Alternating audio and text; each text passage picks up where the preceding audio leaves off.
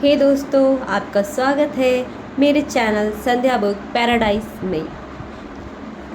पंच परमेश्वर। जुम्मन शेख और अलगू चौधरी में गाढ़ी मित्रता थी। साझे में खेती होती थी, कुछ लेन देन में भी साझा था। एक को दूसरे पर अटल विश्वास था।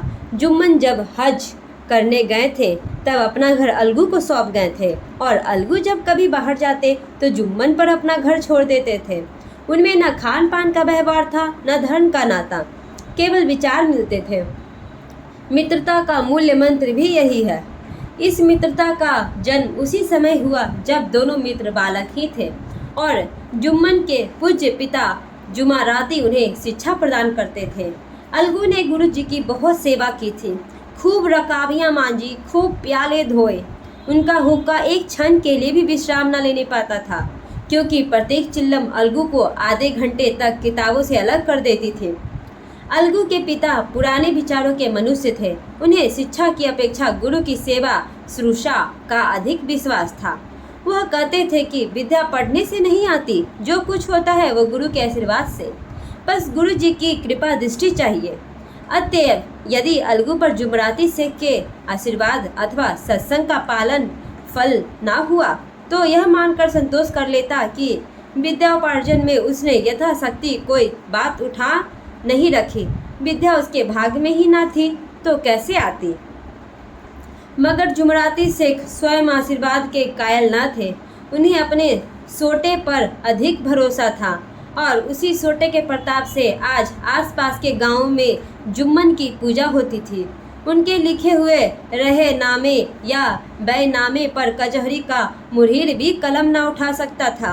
हल्के का डाकिया, कांस्टेबल और तहसील का चपरासी सब उनकी कृपा की आकांक्षा करते थे। अतएव अलगू का मान उनके धन का कारण था और तो जुम्मन शेख अपनी अनमोल विद्या से ही सबके आदर पात्र बने थे। जुम्मन शेख की एक बूढ़ी खाला मौसी थी।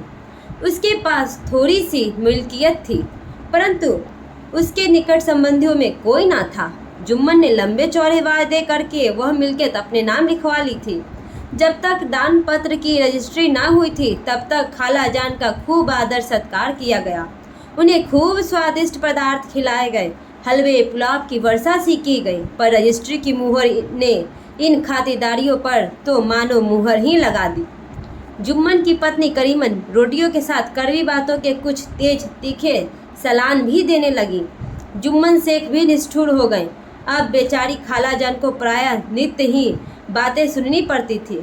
बुढ़िया न जाने कब तक जिएगी। 2-3 बीघे उसड़ के क्या दे दिया, मानो मोल ले लिया है।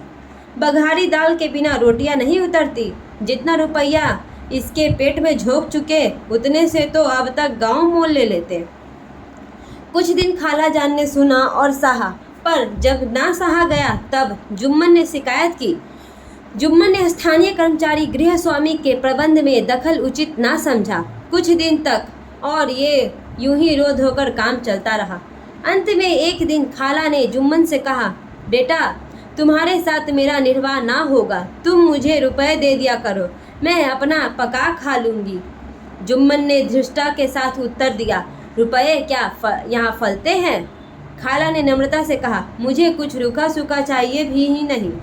जुम्मन ने गंभीर स्वर से जवाब दिया, तो कोई यह थोड़े ही समझा था कि तुम मौत से लड़कर आई हो। खाला बिगड़ गई। उन्होंने पंचायत करने की धमकी दी। जुम्मन हंसे, जिस तरह कोई शिकारी हिरन को जाल की तरफ जाते देखकर मन ही मन हंसता है। वह बोले, हाँ जरूर पंचायत करो, फैसला हो जाए। मुझे भी यह रात दिन की खटपट पसंद नहीं। पंचायत में किसकी जीत होगी इस विषय में जुम्मन को कुछ भी संदेह न था। आसपास के गांव में ऐसा कौन था जो उसे अनुग्रहों का ऋणी ना हो? ऐसा कौन था उसको शत्रु बनाने का साहस कर सके? किसमें इतना बल था जो उसका सामना कर सके? आसमान के फरिश्ते तो पंचायत करने आवेंगे नहीं। इसके बाद कई दिन बूढ़ी खाला हाथ में एक लकड़ी लिए आसपास के गांव में दौड़ती रही। कमर झुककर कमान हो गई थी। एक एक पग चलना दूभर था, मगर बात आ पड़ी थी। उसका निर्णय करना जरूरी था। बिरला ही कोई भला आदमी होगा जिसके सामने बुढ़िया ने दुख के आंसू ना बहाए हों। किसी नो तो यूं ही ऊपरी मन से हूँ हाँ करके टाल दिया और किसी ने इस अन्याय पर जमाने को गालियाँ दी। कहा कब्र में पांव लटके हुए हैं, आज मरे कल दूसरा दिन, पर हवस नहीं मानती। अब तुम्हें क्या चाहिए? रोटी खाओ और अल्लाह का नाम लो। तुम्हें अब खेती बाड़ी से क्या काम है? कुछ ऐसे सज्जन भी थे जिन्हें हाथ से रस के रसा स्वादान का अच्छा अवसर मिला। झुकी हुई कमर, पोपला मुंह, सन से सन बाल, इतनी सामग्री एकत्र हो तब हंसी ना आवे? ऐसे न्यायप्रिय दयालु दीन वत्सल पुरुष बहुत कम थे जिन्होंने इस अबला के दुखड़े को गौर से सुना हो और उसके संतावना दी हो। चारों ओर घूम घमाकर बेचारी अलगू चौधरी के पास आई, लाठी पटक दी और दम भरकर बोली, बेटा तुम भी दम भर के लिए मेरी पंचायत में चले आना। अलगू, मुझे बुलाकर क्या करोगे? कई गांव के आदमी तो आवेंगे ही। खाला अपनी विवाद तो सबके आगे रोआई, अब आने न आने का अख्तियार उनको है। अलगू, यूँ आने को आ जाऊंगा मगर पंचायत में मुंह न खोलूंगा। खाला, क्यों बेटा? अलगू, अब इसका क्या जवाब दूं? अपनी खुशी। जुम्मन मेरा पुराना मित्र है, उससे बिगाड़ नहीं कर सकता। खाला, बेटा क्या बिगाड़ के डर से ईमान की बात ना कहोगे? हमारे सोए हुए धर्म ज्ञान की सारी संपत्ति लूट जाए तो उसे खबर नहीं होती, परंतु ललकार सुनकर वह सचेत हो जाता है, फिर उसे कोई जीत नहीं सकता। अलगू इस सवाल का कोई उत्तर ना दे सका, पर हृदय में उसके यह शब्द गूंज रहे थे, क्या बिगाड़ के डर से ईमान की बात ना कहोगे? संध्या समय एक पेड़ के नीचे पंचायत बैठी। जुम्मन शेख ने पहले से ही फर्श बिछा रखा था। उन्होंने पान, इलायची, हुक्के, तंबाकू आदि का प्रबंध भी किया था। हाँ, वह स्वयं अलबत्ता अलगू चौधरी के साथ जरा दूर बैठे हुए थे। जब पंचायत में कोई आता था तब दबे हुए सलाम से उसका स्वागत करते थे। जब सूर्य अस्त हो गया और चिड़ियों की कलवरा युक्त पंचायत पेड़ों पर बैठी, तब यहाँ भी पंचायत शुरू हुई। फर्श की एक एक अंगुल जमीन भर गई, पर अधिकांश दर्शक ही थे। निमंत्रित महाशयों में से केवल वो लोग ही पधारे थे जिन्हें जुम्मन से अपनी कुछ कसर निकालनी थी। एक कोने में आग सुलग रही थी, नाई ताबड़तोड़ चिल्लम भर रहा था। यह निर्णय करना संभव था कि सुलगाते हुए उपलों से अधिक धुआं निकलता था या चिल्लम के दमों से। लड़के इधर उधर दौड़ रहे थे, कोई आपस में गाली गलौज करते, कोई रोते थे। चारों तरफ कोलाहल मचा रहा था। गांव के कुत्ते इस जमात को भोज समझकर झुंड के झुंड जमा हो गए थे। पंच लोग बैठ गए तो बूढ़ी खाला ने उनसे विनती की, पंचो, आज 3 साल हुए मैंने अपनी सारी जायदाद अपने भांजे जुम्मन के नाम लिख दी थी। इसे अपने लोग जानते ही होंगे। जुम्मन ने मुझे ताहयात रोटी कपड़ा देना कबूल किया था। साल भर तो मैंने इसके साथ रो धोकर काटा, पर अब रात दिन का रोना सहा नहीं जाता। मुझे ना पेट भर रोटी मिलती, ना तन का कपड़ा। बेकस बेवा हूँ, कचहरी दरबार नहीं कर सकती। तुम्हारे सिवा और किसको अपना दुख सुनाऊं? तुम लोग जो राह निकाल दो उसी राह पर चलूं। अगर मुझ में कोई ऐब देखो तो मेरे मुंह पर थप्पड़ मारो। जुम्मन ने बुराई देखो तो उसे समझाओ, क्यों एक बेवक्त और आह की लेते हो? मैं पंचों का हुक्म सिर माथे पर चढ़ाऊंगी। रामधन मिश्र, जिनके कई असमिया को जुम्मन ने अपने गांव में बसा लिया था, बोलो, जुम्मन मियाँ किसे पंच बदते हो? अभी से इसका निपटारा कर लो, फिर जो कुछ पंच कहेंगे वो मानना पड़ेगा। जुम्मन को इस समय सदस्यों से विशेषकर वही लोग दिख पड़े जिनमें किसी न किसी कारण उनका बेमनसय था। जुम्मन बोले, पंचों का हुक्म अल्लाह का हुक्म है। खाला जान जिसे चाहे उसे बदे, मुझे कोई उज्र नहीं। खाला ने चिल्लाकर कहा, अरे अल्लाह के बंदे, पंचों का नाम क्यों नहीं बता देता? कुछ मुझे भी तो मालूम हो। जुम्मन ने क्रोध से कहा, अब इस वक्त मेरा मुंह ना खुलवाओ। तुम्हारी बन पड़ी है, जिसे चाहो पंच बदो। खाला जान जुम्मन के आक्षेप को समझ गई। वह बोली, बेटा खुदा से डरो। पंच न किसी के दोस्त होते हैं न किसी के दुश्मन। कैसी बात कहते हो? और तुम्हारा किसी पर विश्वास ना हो तो जाने दो, अलगू चौधरी को तो मानते हो। लो, मैं उन्हीं को सरपंच बदती हूँ। जुम्मन शेख आनंद से फूल उठे, परंतु भावों को छिपाकर बोले, अलगू ही सही, मेरे लिए जैसे रामधन वैसे अलगू। अलगू इस झमेले में फंसना नहीं चाहता था। वो कन्नी काटने लगे, बोले, खाला तुम जानती हो कि मेरे जुम्मन से गाढ़ी मित्रता है। खाला ने गंभीर स्वर में कहा, बेटा, दोस्ती के लिए कोई अपना ईमान नहीं बेचता। पंच के दिल में खुदा बसता है। पंचों के मुंह से जो बात निकलती है वह खुदा की तरफ से निकलती है। अलगू चौधरी सरपंच हुए। रामधन मिश्र और जुम्मन के दूसरे विरोधियों ने बुढ़िया को मन में बहुत कोसा। अलगू चौधरी बोले, शेख जुम्मन, हम और तुम पुराने दोस्त हैं। जब काम पड़ा तुमने हमारी मदद की, हम भी जो कुछ बन पड़ा तुम्हारी सेवा करते रहे हैं, मगर इस समय तुम और बूढ़ी खाला दोनों हमारी निगाह में बराबर हो। तुमको पंचों से जो कुछ अर्ज करनी हो करो। जुम्मन को पूरा विश्वास था कि अब बाजी मेरी है। अलगू यह सब दिखावे की बातें दिखा रहा है, अतएव शांतचित्त होकर बोले, पंचो, 3 साल हुए खालाजान ने अपनी जायदाद मेरे नाम हिब्बा कर दी थी। मैंने उन्हें ताहयात खाना कपड़ा देना कबूल किया था। खुदा गवाह है, आज तक मैंने खालाजान को कोई तकलीफ नहीं दी। मैं उन्हें अपनी माँ के समान समझता हूँ। उनकी खिदमत करना मेरा फ़र्ज है, मगर औरतों में जरा अनबन रहती है तो उसमें मेरा क्या बस है। खालाजान मुझसे माहवार खर्च अलग मांगती हैं। जायदाद जितनी है वह पंचों से छिपी नहीं। उससे इतना मुनाफा नहीं होता कि माहवार खर्च कर सकूं। इसके अलावा हिब्बा नामे में माहवार खर्च का कोई जिक्र नहीं है, नहीं तो मैं भूल कर भी इस झमेले में ना पड़ता। बस मुझे यही कहना है, आइंदा पंचों का अख्तियार है, जो फैसला चाहे करें। अलगू चौधरी को हमेशा कचहरी से काम पड़ता था, अतएव वह पुरानी कानूनी आदमी था। उसने जुम्मन से जिरहा शुरू की। एक एक प्रश्न जुम्मन के हृदय पर हथौड़े की चोट की तरह पड़ता था। रामधन मिश्र इस प्रश्नों पर मुग्ध होते जाते थे। जुम्मन चकित थे कि अलगू क्यों ऐसे कर रहे हो। अभी यह अलगू मेरे साथ बैठा हुआ कैसी कैसी बातें कर रहा था। इतनी देर में ऐसी क्या काया पलट हो गई कि मेरी जड़ खोदने पर तुला हुआ है। ना मालूम कब की कसर निकाल रहा है। क्या इतने दिनों से की दोस्ती कुछ भी काम ना आवेगी। जुम्मन शेख तो इसी संकल्प विकल्प में पड़े हुए थे कि इतने में अलगू ने फैसला सुनाया। जुम्मन शेख, पंचों ने इस मामले पर विचार किया। उन्हें यह नीति संगत मालूम होता है कि खालाजान को माहवार खर्च दिया जाए। हमारा विचार है कि खाला की जायदाद से इतना मुनाफा अवश्य होता है कि माहवार खर्च दिया जा सके। बस यही हमारा फैसला है। अगर जुम्मन को खर्च देना मंजूर हो तो हिब्बानामा रद्द समझा जाए। अगर जुम्मन को खर्च देना मंजूर ना हो तो हिब्बानामा रद्द समझा जाए। यह फैसला सुनते ही जुम्मन सन्नाटे में आ गए। जो अपना मित्र हो वह शत्रु का व्यवहार करे और गले पर छुरी फेरे, इस समय के हेर फेर के सिवा और क्या कहे। जिस पर पूरा भरोसा था उस पर उसने समय पर धोखा दिया। ऐसे ही अवसरों पर झूठे सच्चे मित्रों की परख की जाती है। यह कलयुग की दोस्ती है। अगर लोग ऐसे कपटी धोखेबाज ना होते तो देश में आपत्तियों का प्रकोप क्यों होता। यह हैजा प्लेग आदि व्याधियाँ दुष्कर्मों के ही दंड हैं। मगर रामधन मिश्र और अन्य पंचायत अलगू चौधरी की इस नीति परायणता की प्रशंसा जी खोल कर रहे थे।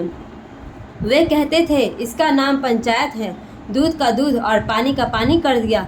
दोस्ती की जगह पर, किंतु धर्म का पालन करना मुख्य है। ऐसे ही सत्यवादियों के बल पर पृथ्वी ठहरी है, नहीं तो कब की रसातल में चली जाती। इस फैसले ने अलगू और जुम्मन की दोस्ती की जड़ हिला दी। अब वे साथ साथ बातें करते नहीं दिखाई देते। इतना पुराना मित्रता रूपी वृक्ष सत्य का एक झोंका भी ना सह सका। सचमुच वह बालू की ही जमीन पर खड़ा था। उनमें अब शिष्टाचार का अधिक व्यवहार होने लगा। एक दूसरे की आब भगत ज़्यादा करने लगे। वे मिलते जुलते थे, मगर उसी तरह जैसे तलवार से ढाल मिलती है। यही चिंता रहती थी कि किसी तरह बदला लेने का अवसर मिले। अच्छे कर्मों की सिद्धि में बड़ी देर लगती है, पर बुरे कर्मों की सिद्धि में यह बात नहीं होती। जुम्मन को ही बदला लेने का अवसर जल्द ही मिल गया। पिछले साल अलगू चौधरी बटसेर से बैलों की एक बहुत अच्छी गोई मोल लाए थे।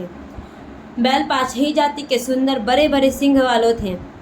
महीनों तक आसपास के गांव के लोग दर्शन करते थे। दैव योग से जुम्मन की पंचायत के 1 महीने के बाद इस जोड़ी का एक बैल मर गया। जुम्मन ने दोस्तों से कहा, यह दगाबाजी की सजा है।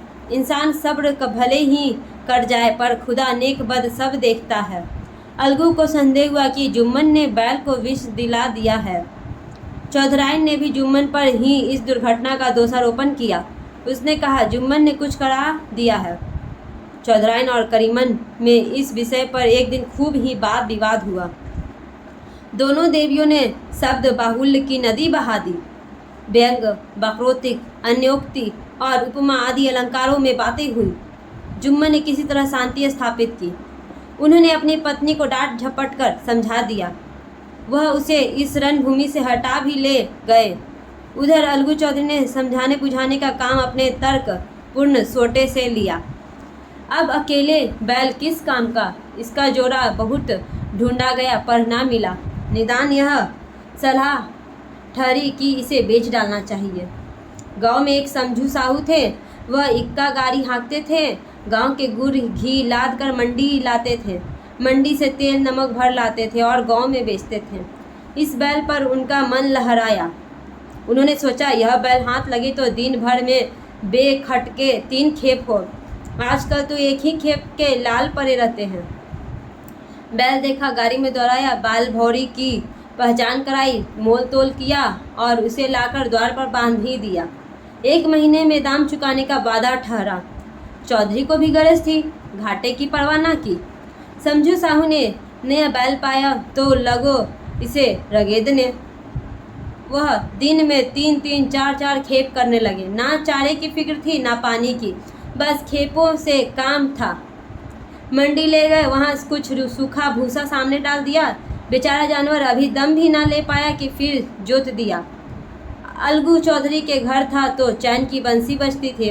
बैल राम छमे छटाए कभी बहाली के जोते जाते थे। खूब उछलते कूदते और कोसों तक दौड़ते चले आते थे। वहाँ बैलराम का रातीब था। साफ पानी, दली हुई अरहर की दाल और भूसे के साथ खल्ली, और यही नहीं, कभी कभी घी का स्वाद भी चखने को मिल जाता था। शाम सवेरे एक आदमी खरहरे करता, पोंछता और सहलाता था। कहाँ वह सुख चैन, कहाँ यह 8 पहर की खपत। महीने भर ही में वह पिस सा गया। इक्के का जुआ देखते ही उसका लहू सूख जाता था। एक एक पग चलना दुर्भर था। हड्डियां निकल आई थी पर था वह पानीदार, मार की बर्दाश्त ना थी। एक दिन चौधरी खेप में साहू जी ने दूना बोझ डाला।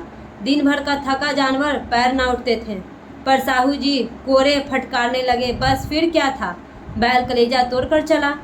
कुछ दूर दौड़ा, चाहा कि जरा दम ले लूँ, पर साहू जी को जल्द पहुँचने की फिक्र थी।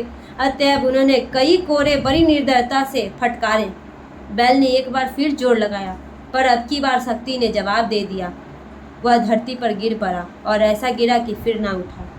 साहू जी ने बहुत पीटा, टांग पकड़ कर खींचा, नथनों में लकड़ी ठूंस दी, पर कहीं मृतक भी उठ सकता है। तब साहू जी को कुछ शक हुआ। उन्होंने बैल को गौर से देखा, खोल कर अलग कर दिया और सोचने लगे कि गाड़ी कैसे घर पहुँचे।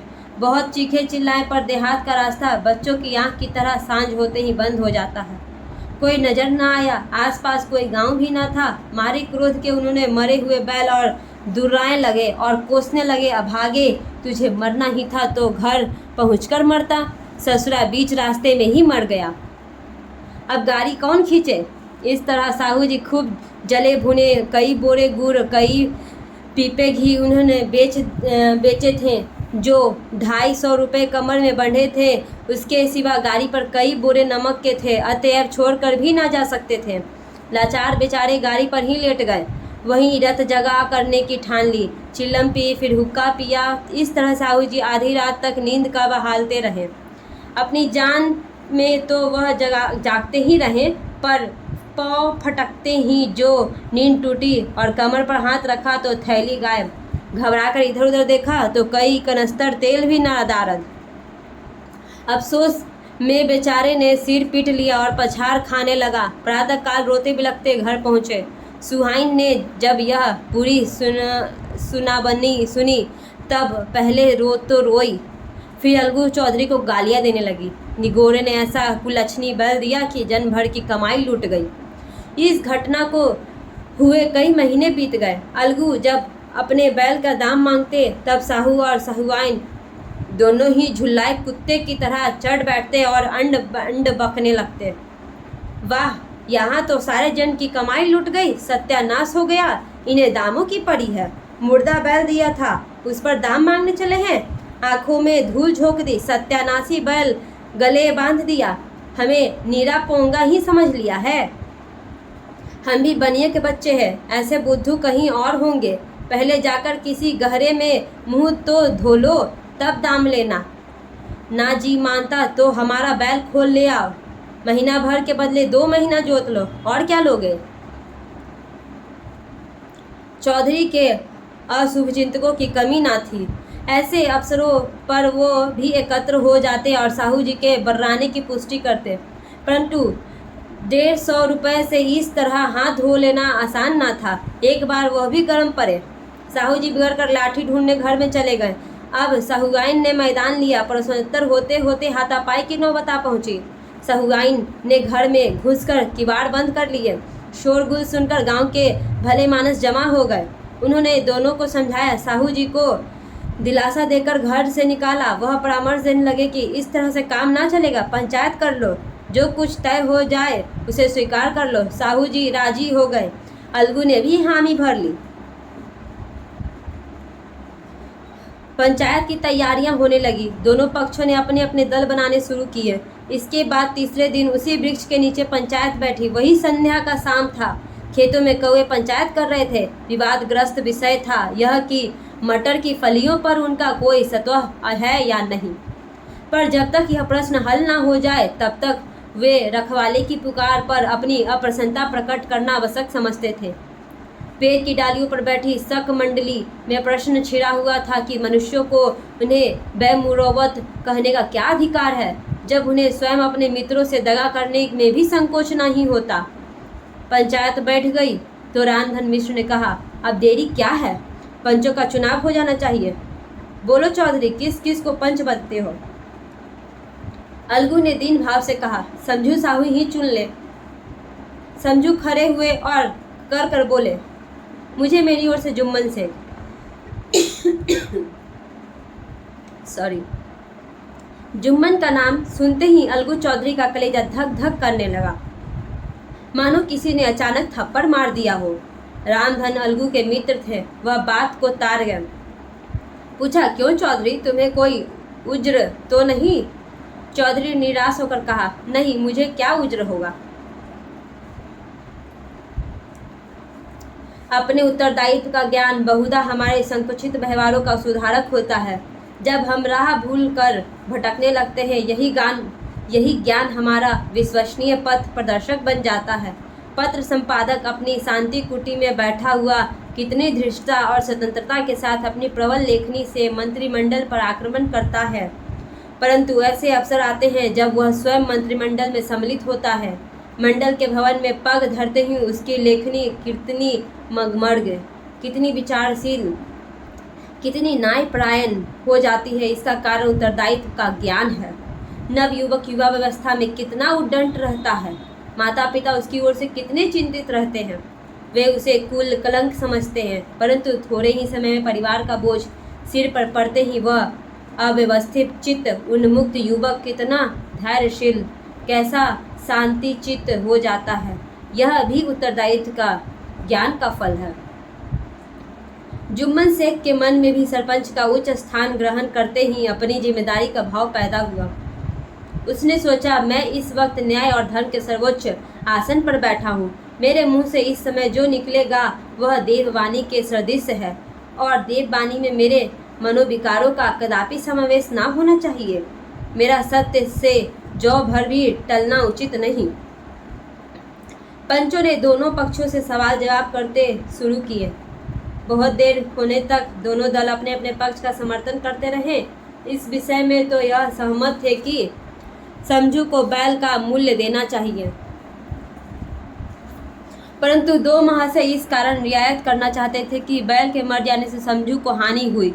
इसके प्रतिकूल दो सभ्य मूल के अतिरिक्त समझू को भी दंड देना चाहते थे, जिससे फिर किसी के पशुओं के साथ ऐसी निर्दयता करने का साहस ना हो। सॉरी। अंत में जुम्मन ने फैसला सुनाया, अलगू चौधरी और समझू साहू, पंचों ने तुम्हारे मामले पर अच्छी तरह विचार किया। समझू को उचित है कि बैल का पूरा दाम दे। जिस वक्त उन्होंने बैल लिया उसे कोई बीमारी ना थी। अगर उसी समय दाम दिए जाते तो आज समझू उसे फेर लेने का आग्रह ना करते। बैल की मृत्यु केवल इस कारण से हुई है कि उसका सबसे बड़ा कठिन परिश्रम लिया गया और उसके दाने चारे का कोई प्रबंध न किया। रामधन मिश्र बोले, समझू ने बैल को जानबूझकर मारा है, अतएव उसे दंड देना चाहिए। जुम्मन बोले, यह दूसरा सवाल है, हमको इससे कोई मतलब नहीं। झगरू साहू ने कहा, समझू के साथ कुछ रियायत होना चाहिए। जुम्मन बोले, यह अलगू चौधरी की इच्छा पर निर्भर है, वह रियायत करे तो उनकी भलमानसी। अलगू चौधरी फूले न समाये, उठ खड़े हुए और जोर से बोले, पंच परमेश्वर की जय। इसके साथ ही चारों ओर से प्रतिध्वनि हुई, पंच परमेश्वर की जय। प्रत्येक मनुष्य जुम्मन की नीति को सराहता था।